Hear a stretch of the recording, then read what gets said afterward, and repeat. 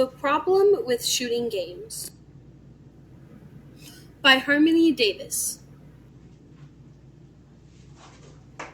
There are several genres of video games. One of the top 10 most popular genres are first-person shooter games. In these games, players mainly focus on killing enemies in the game with a variety of weapons, most commonly guns. According to Carnegie and Anderson, numerous studies have demonstrated that exposure to violent video games increases aggressive affect, aggressive cognition, and aggressive behavior. Carnegie and Anderson, 882. According to Chang and Bushman, participants who played a violent version of the game were more likely to shoot at themselves or their partners than those who played a non-violent game. Chang and Bushman 1.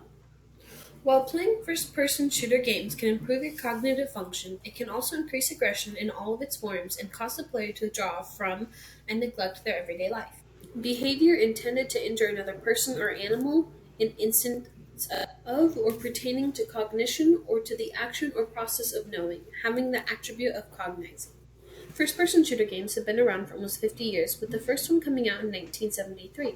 During these last 50 years, first-person shooter games have had large waves of popularity followed by harsh declines, but have always managed to make a comeback. In 1987, the first computer first-person shooter game came out. However, it was not until 1992, 19 years after the first-person shooter game was created, that the genre blew up after the release of Wolfenstein. Multiplayer competitive first-person shooter games gained popularity in the late 1990s. Jensen. Playing first-person shooting games can improve the player's cognitive function.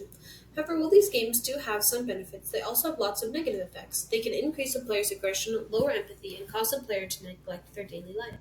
One negative effect of first-person shooter games is that they can increase aggressive behavior.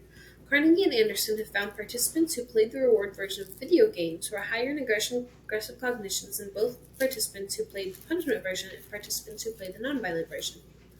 Carnegie and Anderson, 886. Exposure to violence in first-person shooter games increases the aggression of the player, especially when the player is rewarded for the violence. Chang and Bushman have found, according to social learning theory, people learn strategies for successful behaviors by direct experience and by observing others. Chang and Bushman 2. Violent video games teach people to be violent.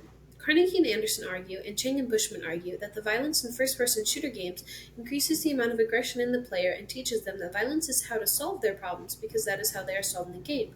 Another issue these games can create is a lack of empathy. First-person shooter game players have less empathy than those who play other types of video games. According to Horner and Horner, unlike watching a video or television show, a child is actively making and weighing decisions when playing video games. Horner and Horner 12. When children play video games, they are learning what actions lead to what consequences. Bamford found the students who were playing violent video games took 450% longer to respond to the person in need than those playing non-violent video games. Bamford 3. People playing violent video games took a longer time to respond to people in need than their non-violent counterparts. Horner and Horner argue that Bamford argues that the cause and effect nature of video games leads to people being less empathetic towards other people.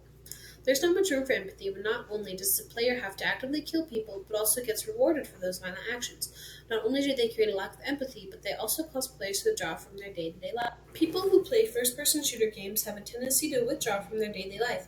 According to Prescott et al., the effects of violent video games extend to meaningful behaviors in the real world. Prescott et al., 8,886. First-person shooter games can have serious impacts on someone's life. Kim et al. Found first-person shooter games users have higher levels of tolerance, withdrawal, and neglect of everyday life compared to other genres. Kim et al. 8. People who play these games tend to withdraw from life and neglect their daily duties. Prescott et al. And Kim et al. Argue that first-person shooter games can cause them to withdraw from and neglect their daily life to a serious level. There are many negative effects of shooting games, anywhere from increased aggression, reduction of empathy, all the way to withdrawal from daily life. However, there are ways to help reduce these harmful effects. The best way to not get these negative effects is to limit overall time spent playing first-person shooter games or just to not play them at all. Find alternative games that are just as fun but do not have so many negative aspects to them.